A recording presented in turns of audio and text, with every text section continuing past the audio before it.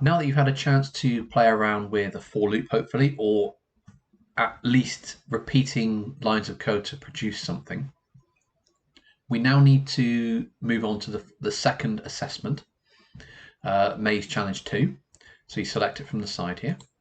There are some reminders of the code, as well as you've got your cheat sheet with some examples on there. We have the assignment here, where you've got your starter. If we run it, you'll see the maze. And as before, we've got a red square moving up to a yellow square, and we've got to control Adrian so that he finds his way to the top, ideally leaving a pen line in these lines. So he shouldn't just go in a straight diagonal up this way. He should only touch the red, white, and yellow squares. Once you've done that, submit the code to your teacher. You can give them some comments if you're stuck, and if they can, they'll get back to you with some feedback and you can have another go.